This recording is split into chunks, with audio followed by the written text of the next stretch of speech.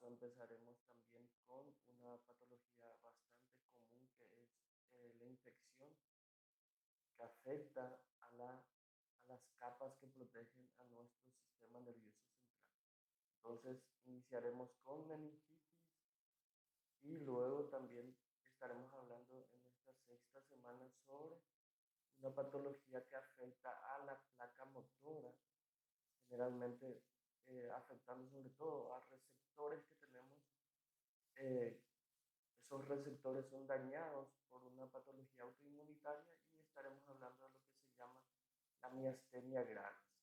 Entonces, podemos iniciar con la meningitis.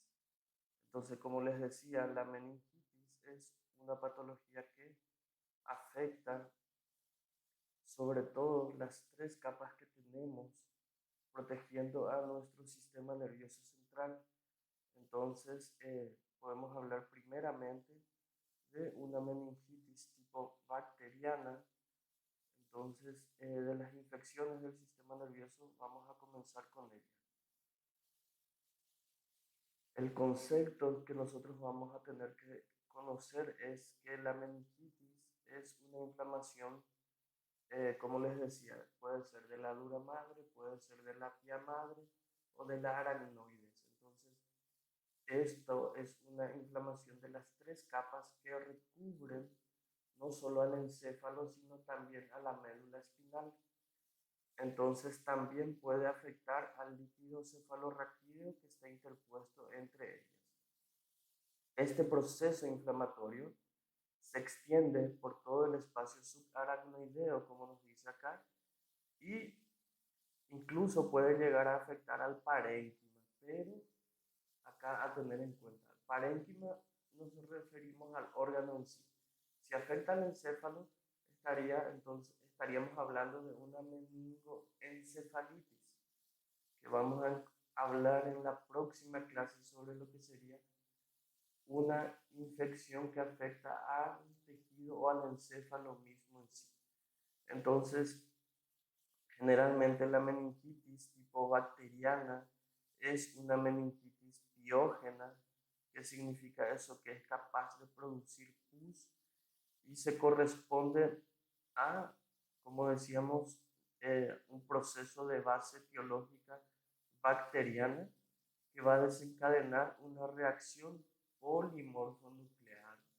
¿Se acuerdan por histología que ustedes aprendieron que nosotros teníamos nuestros granulocitos, teníamos nuestros agranulocitos, que eran nuestras células blancas?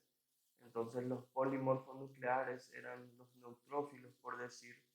Entonces cuando ocurre una infección bacteriana desencadenada, que desencadena, mejor dicho, una reacción polimorfonuclear en el líquido cefalorraquídeo. Entonces, esta reacción inflamatoria de nuestro sistema nervioso central puede producir disminución del nivel de conciencia, puede producir convulsiones, puede producir aumento de la presión intracraneal y puede llegar incluso a producir apoplejías, o sea, disminución de los movimientos que nosotros ejecutamos. La reacción entonces inflamatoria afecta meninges, afecta espacio subaracnoideo, afecta parénquima cerebral, por lo que les decía. En ese caso nosotros a esta patología vamos a llamarlo meningoencefalitis. Entonces nosotros ya tenemos el concepto de lo que es la meningitis. Vamos a ir a la epidemiología. En este caso, cuando estemos hablando de epidemiología, en esta patología nosotros vamos a ver que depende nuevamente de la edad del paciente para que nosotros encontremos cierto tipo de respuestas. Entonces, e incluso origen etiológico de esta patología de acuerdo a la edad del paciente. En un análisis previo, entonces vamos a encontrar que va a afectar mayormente esta meningitis bacteriana, se va a producir mayormente en adultos, si bien la prevalencia es muy escasa, puede llegar a ser de 1,3 a 5 casos por cada 100.000 habitantes, pero puede llegar incluso a alcanzar en una zona donde nosotros lo vamos a llamar la franja de la meningitis, en la región subsahariana de África, puede llegar a alcanzar a 70 casos por cada 100.000 habitantes.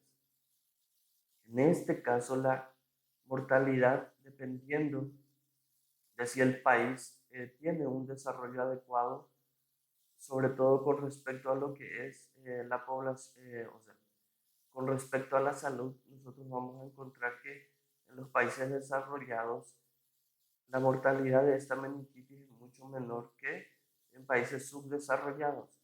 Entonces, en un país, o sea, en un país que se encuentra en la parte occidental desarrollada, la mortalidad es del 10 al 20% y esto alcanza incluso hasta el 50% en países con subdesarrollo. Entonces, si hablamos de la meningitis, la parte etiológica o la etiopatogenia de esta patología, vamos a ver que ha variado mucho, porque antiguamente el noxa principal era el Haemophilus influenza. Hace 3 décadas atrás este era el microorganismo causal más frecuente, pero gracias a la vacunación masiva esto ha descendido. Podemos seguir encontrando nosotros casos de meningitis influenza, meningitis causada por la Haemophilus influenza en pacientes mayores con alguna enfermedad crónica pulmonar y en niños no vacunados.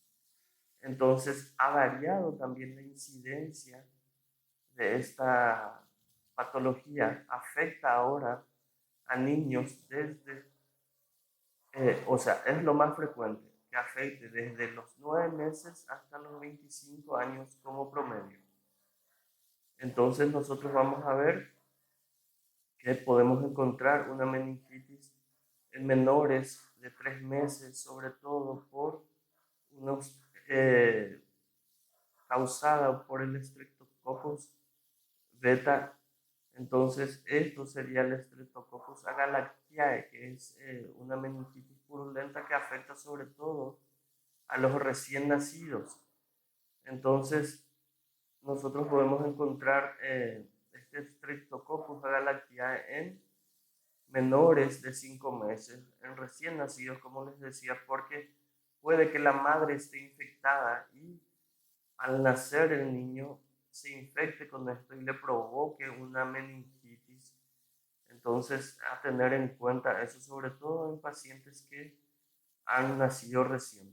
Podemos encontrar también las enterobacterias, o sea, la Escherichia coli, podemos encontrar como causante también de esta patología en un niño recién nacido. La Listeria monocytogenes también podemos encontrar porque la inmunidad de los recién nacidos no es tan adecuada aún como la de un adulto joven. Sobre la Listeria monocytogenes podemos encontrar también que este noxa puede causar una patología en mayores de 55 años o en pacientes alcohólicos o que tengan algún tipo de tumor hematológico o que haya sufrido, o mejor dicho, que haya tenido algún tipo de trasplante de órganos, sobre todo un trasplante renal, aunque también podemos encontrar que la Listeria monocytogenes causa una meningitis en pacientes adultos sanos. Entonces, nosotros podemos ver en este cuadro el noxa en menores de 3 meses, sería el Streptococcus agalactiae.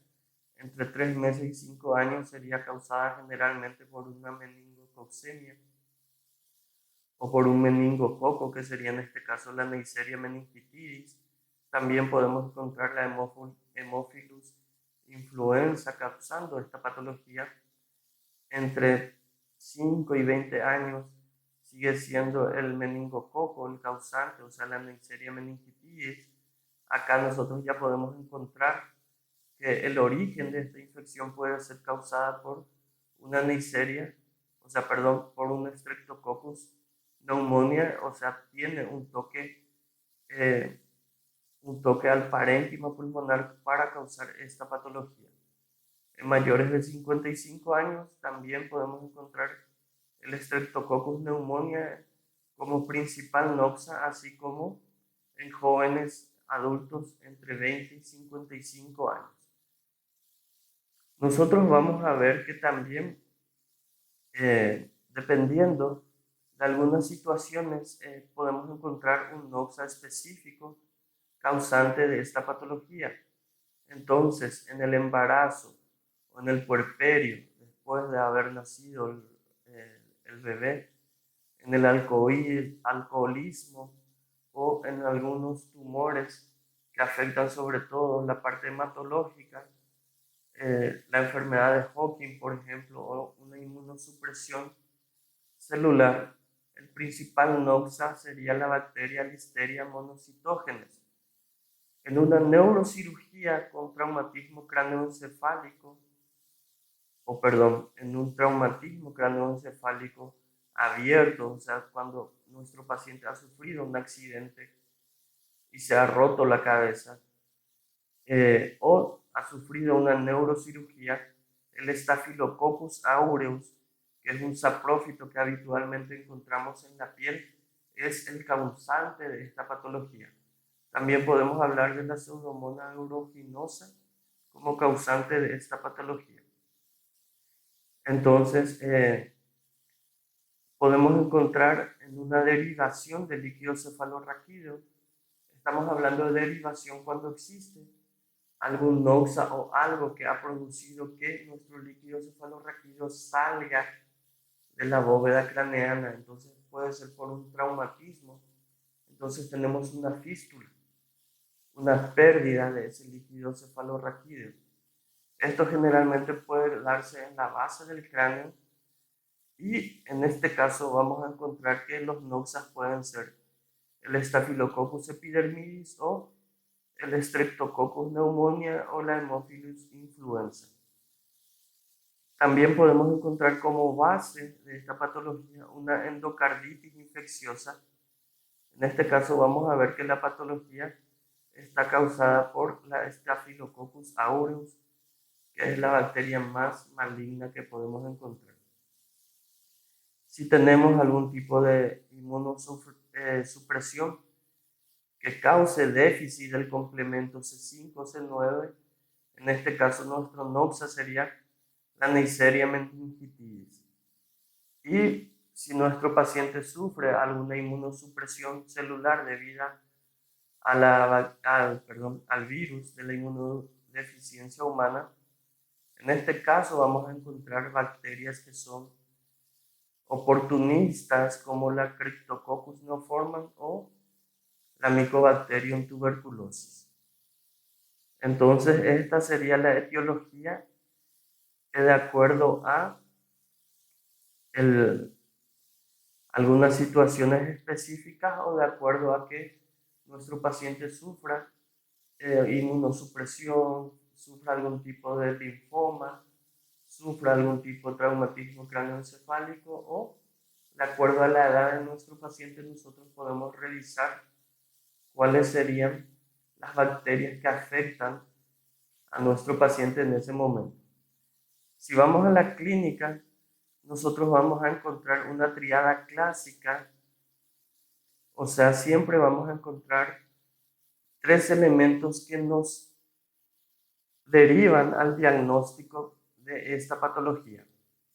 Nosotros también tenemos que tener en cuenta que no siempre en medicina al 100% se encuentran los signos y síntomas. Entonces, las triadas son comunes.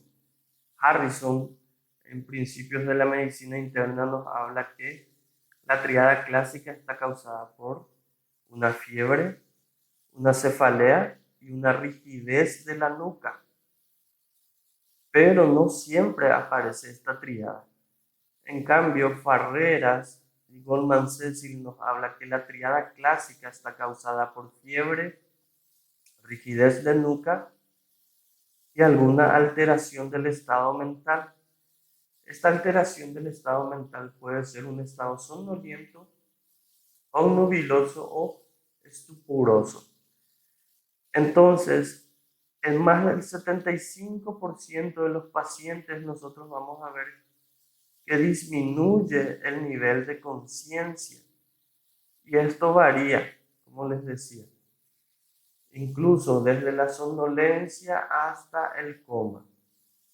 En casi todos los pacientes con meningitis bacteriana va a aparecer la fiebre, se va a combinar con cefalea, se va a combinar con rigidez de cuello. Entonces, en este caso, nuestro paciente no va a tener, sobre todo, un movimiento de flexión, siendo que podemos encontrar que pueda tener un movimiento de rotación del cuello. Va también manifestarse nuestro paciente con otros síntomas. Entonces, podemos encontrar náuseas, podemos encontrar vómito. El vómito puede ser causado en proyectil. Este vómito en proyectil, sobre todo, vamos a encontrar en pacientes con una presión intracraneal muy aumentada. Entonces, nosotros vamos a buscar la clínica del paciente. La clínica siempre va a ser la clásica: la fiebre, el dolor de cabeza, la rigidez de nuca. Entonces, esto es mucho más explosivo en una meningitis bacteriana. Vamos a ver que en las meningitis virales y en las meningitis causadas por alguna micobacteria, o sea, una meningitis tuberculosa, también vamos a encontrar este tipo de signos o síntomas. Vamos a encontrar signos de irritación meningea. Entonces nosotros podemos hacerle a nuestro paciente una exploración física donde vamos a encontrar que nuestro paciente tiene esta alteración. ¿Cómo vamos a descubrir? Por medio de unos signos positivos que va a tener nuestro paciente, que pueden ser el signo de Kernig. En el caso del signo de Kernig, nosotros vamos a hacer que el paciente extienda de manera pasiva o de manera activa la pierna, y al hacer una flexión de la rodilla o la extensión de la rodilla, el paciente no va a poder realizarla porque va a sufrir un dolor en ese momento. Entonces, eso sería una de las exploraciones que nosotros podemos hacerle a nuestro paciente.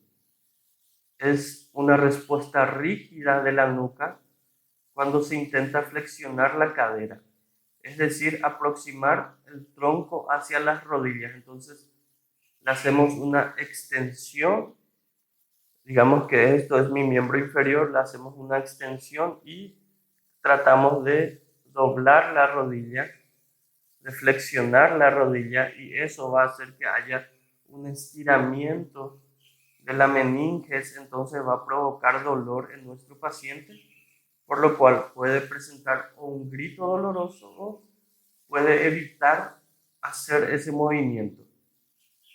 En el caso del signo de Brusinski es mucho más fácil.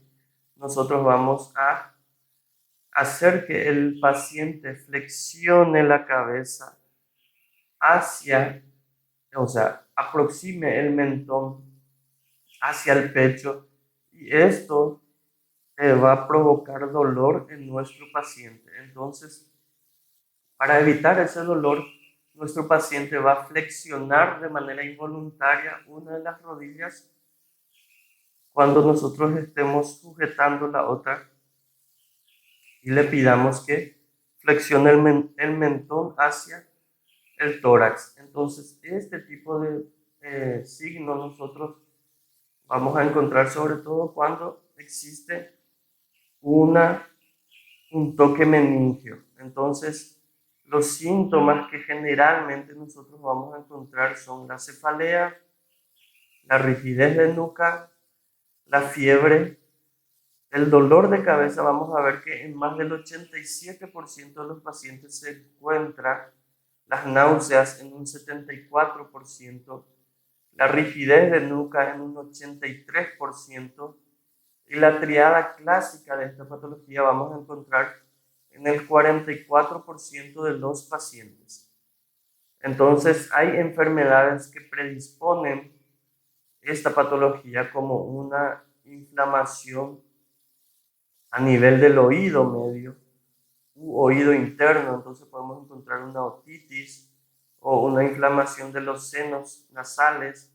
Encontramos entonces una sinusitis previa a esta enfermedad o una infección del parénquima pulmonar. Entonces vamos a encontrar que nuestro paciente ha sufrido una neumonía previamente a sufrir esta enfermedad, y podemos ver también que nuestro paciente puede tener un compromiso inmunitario que, debido a la baja defensa del paciente, le causa esta patología. También podemos encontrar deficiencias neurológicas focales como la afasia, la hemiparesia, alguna hemiplegia en pacientes con un toque de meningitis bacteriana. Entonces, si nosotros queremos llegar al diagnóstico, sobre todo vamos a tener en cuenta la sospecha clínica. Acuérdense que la clínica es soberana.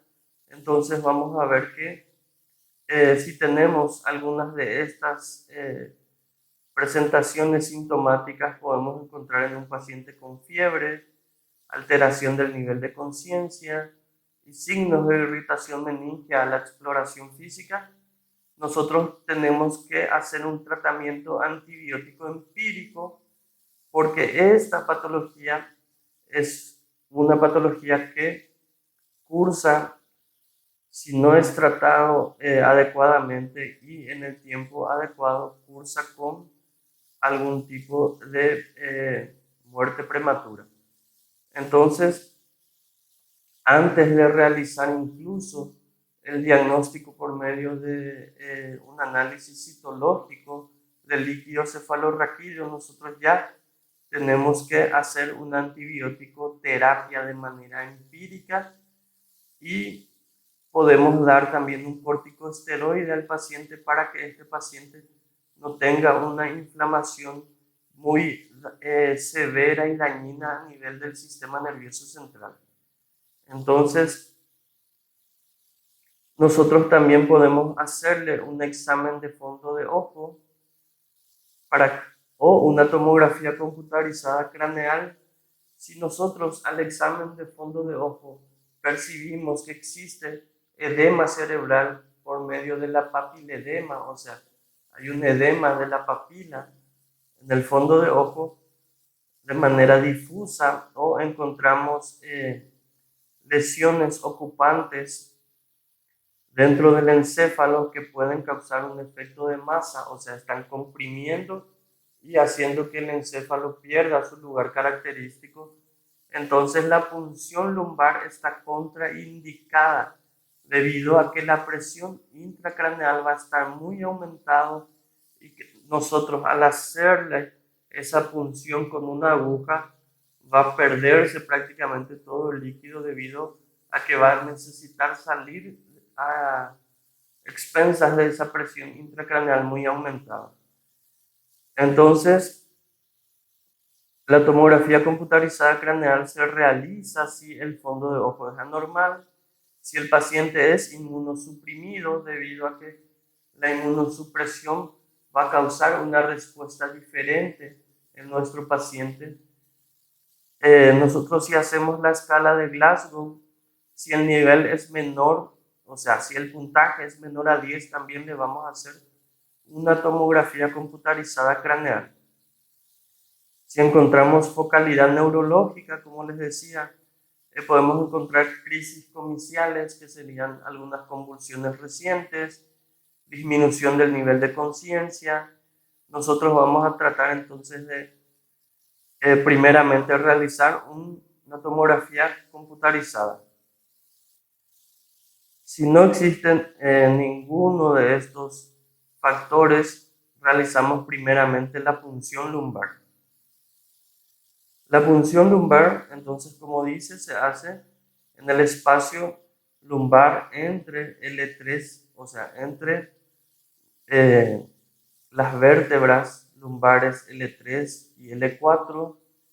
Se hace con una aguja fina, se explora y se llega a la médula espinal para retirar el líquido cefalorraquídeo, que nosotros podemos hacer entonces una extensión, un estudio citológico y bioquímico e incluso microbiológico de ese líquido cefalorraquídeo. También, mientras vamos a realizar este estudio, nosotros también ya le hacemos un hemocultivo al paciente para hallar el noxa específico, o sea, para hallar la bacteria específica que está causando esta patología en nuestro paciente. Entonces, en el líquido cefalorraquídeo nosotros podemos ver incluso si la presión intracraneal está aumentada. ¿Cómo yo voy a darme cuenta si la presión intracraneal está aumentada en nuestro paciente? La presión intracraneal generalmente es de 8 a 18 centímetros de agua. Nosotros podemos ver esta alteración muy aumentada en nuestro paciente, entonces sería de 80 a 180 milímetros de agua, y en nuestro paciente con una infección debido a una bacteria vamos a encontrar que esa presión de abertura es mucho mayor a 180 milímetros de mercurio. Si hacemos el estudio de los, sobre todo de los glóbulos blancos en nuestro paciente con una meningitis, vamos a encontrar una alteración de esos glóbulos blancos, vamos a encontrar aumentados, entonces eso se debe a un gran número de bacterias dentro del líquido cefalorraquídeo. Entonces, el recuento celular podemos encontrar de 10 a 10.000 microlitros y de predominio polimorfonuclear, o sea, neutrófilos van a estar aumentados. El número de eritrocitos, no debemos encontrar glóbulos rojos en un estudio de líquido cefalorraquídeo, a no ser que al introducir la aguja nosotros causemos algún traumatismo de órganos adyacentes, por lo cual se desprenden algunos glóbulos rojos que podemos encontrar dentro de el líquido cefalorraquídeo a estudiar. La glucosa, va a haber una hipoglucorraquia debido a esa infección bacteriana. Entonces nosotros vamos a encontrar disminución de los niveles de glucosa por debajo de 2,2 milimoles por litro. Entonces vamos a encontrar muy por debajo de 40 miligramos. Entonces esta glucemia o glucorraquia, mejor dicho, glucosa en líquido cefalorraquídeo, nosotros vamos a encontrar muy disminuido en un paciente con meningitis. La tinción de Gram generalmente es bastante sensible y suele ser positiva, ya nosotros vamos a encontrar entonces bacterias poco Gram positivas, y gracias a esa tinción ya podemos encontrarlas. El cultivo es positivo. Si hacemos un cultivo de líquido cefalorraquídeo, tiene una alta sensibilidad. Si hacemos un estudio que se llama de aglutinación gracias al látex, vamos a encontrar que puede ser positivo en pacientes con una meningitis por Streptococcus pneumoniae, por Neisseria meningitis, por Haemophilus influenza tipo B o por alguna enterobacteria tipo Escherichia coli y Streptococcus del grupo B.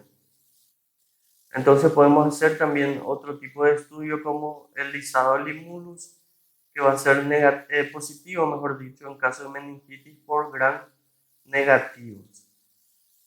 Entonces, si no se tiñe, seguramente es una bacteria coco Gram negativa, por lo cual se va a hacer el lisado de limulus. Y se hace un estudio que se llama PCR, que es reacción en cadena de polimerasa, en este caso buscando algún tipo de ADN bacteriano. A tener en cuenta, es diferente la PCR que generalmente nos piden mucho en laboratorio, que es la proteína C reactiva, que siempre va a estar aumentada en cualquier tipo de infección. En este caso, la reacción en cadena de polimerasa, nosotros vamos a hacer este estudio para buscar algún tipo de ADN bacteriano.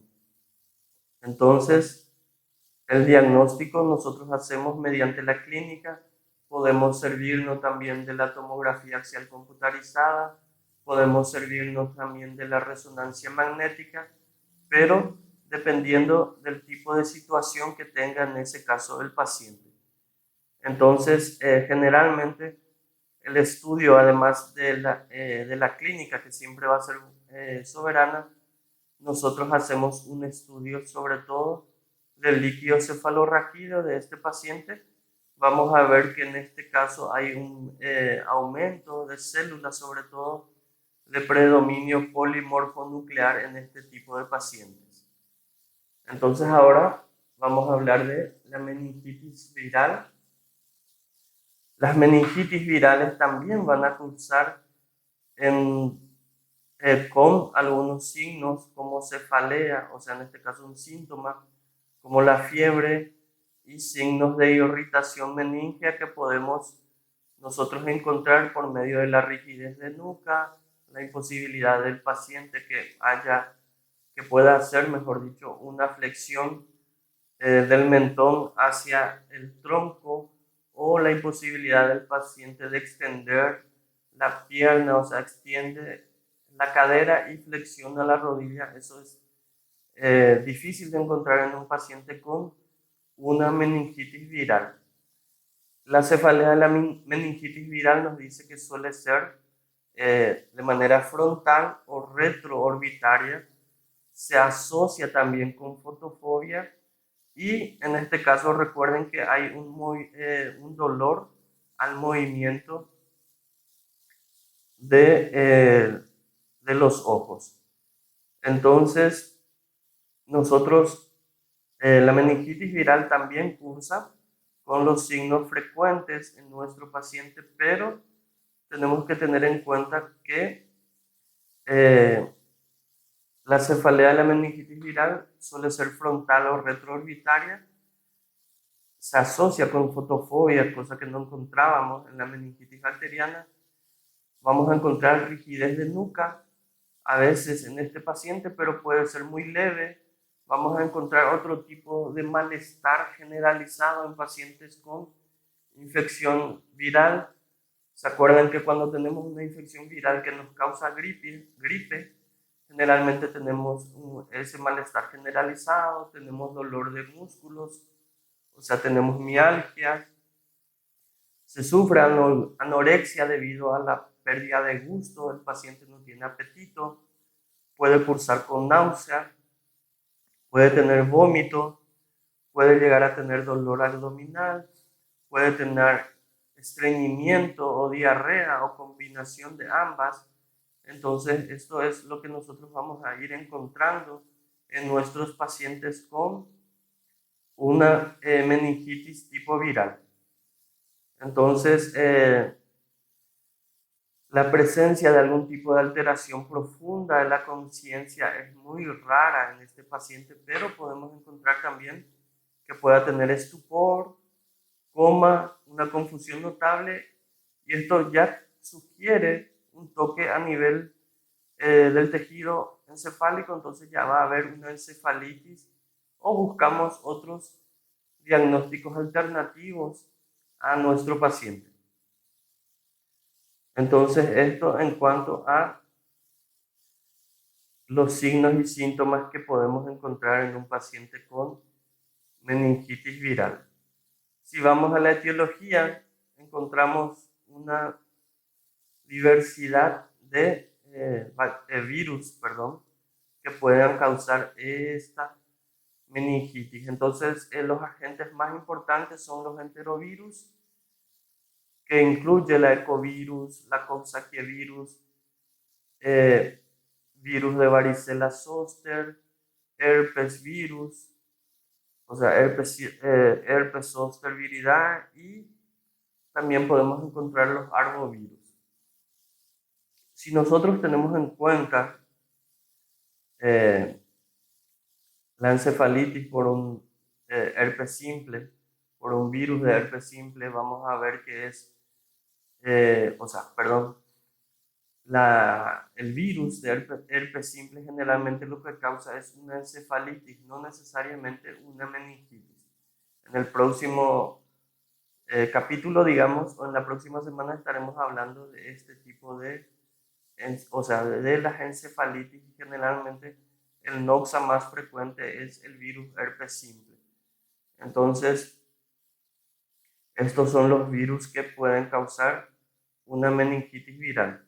El diagnóstico también se procede a lo mismo, se busca de acuerdo a la etiología o, mejor dicho, de acuerdo a los signos y síntomas que presenta ese paciente y se le hace el estudio del líquido cefalorraquídeo. Entonces vamos a encontrar la presión intracraneal o la presión a la apertura, al hacer la apertura del líquido cefalorraquídeo mediante esa punción lumbar, podemos encontrar que es normal o elevada. El aspecto puede ser claro. El aspecto en una meningitis bacteriana es purulenta debido a la producción piógena que tienen las bacterias. El recuento celular es escaso, puede llegar a ser de 5 a 100 células por milímetro cúbico. La celularidad predominante va a ser linfocitaria, entonces es mononuclear. La glucorraquia, en el caso de una meningitis viral, no va a estar disminuida la glucosa en líquido cefalorraquídeo, por lo cual va a ser normal.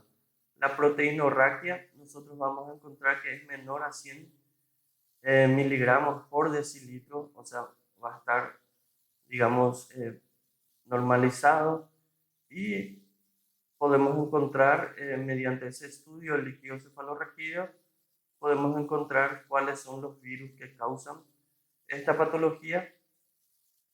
Esta meningitis linfocitaria o aséptica podemos encontrar que pueden ser causadas también por la leptospira o por algún otro tipo de parásito. Etiologías no infecciosas que causan meningitis aséptica, podemos encontrar la encefalomielitis postinfecciosa o enfermedades desmielinizantes. Entonces, también vamos a hablar un ratito sobre la meningitis tipo tuberculosa. Vamos a hablar de las generalidades. En este caso, vamos a ver que precede un prodromo en el paciente que dura 2 a 4 semanas, durante la cual nuestro paciente va a tener síntomas inespecíficos como fatiga, malestar generalizado, dolores de articulación y de músculo. Entonces va a presentarse con artromialgias, va a tener también el paciente una fiebre, pero no una fiebre muy elevada, una fiebre de valores no muy altos. Entonces, al principio de este prodromo, nuestro paciente vamos a encontrar con este tipo de síntomas. Entonces, vamos a encontrar que posteriormente a esta etapa de prodromo, nuestro paciente va a tener un nivel de conciencia, puede tener alterado, va a tener cefalea, va a tener vómitos, va a presentar una fiebre mucho mayor, y en una cuarta parte de los pacientes puede que existan parálisis de los pares craneales, que vamos a ir viendo mejor en nuestra videoconferencia. Entonces, a tener en cuenta, la mitad de los pacientes van a presentar algún tipo de hiponatremia debido a la secreción inadecuada de la hormona antidiurética. La etiología nos dice que está causada mayoritariamente por el Mycobacterium tuberculosis, pero también podemos encontrar otras micobacterias que puedan causar esta patología. La infección se adquiere por un contacto continuo, prolongado con un paciente que está en una etapa aguda de tuberculosis. Nosotros inhalamos las microgotas que el paciente expide al toser. Entonces, estos se multiplican en los macrófagos alveolares, o sea, en los macrófagos que nosotros tenemos dentro del parénquima pulmonar, y desde ahí se diseminan a órganos distantes. Esto tarda entre 2 a 4 semanas, de ahí el prodromo que tiene el paciente antes de tener antes de presentar la meningitis tuberculosa. Nosotros podemos encontrar que el paciente presenta granulomas meningios después de haberse roto el espacio subaracnoideo y entonces estos granulomas rompen ese espacio y pueden infectar la meninge.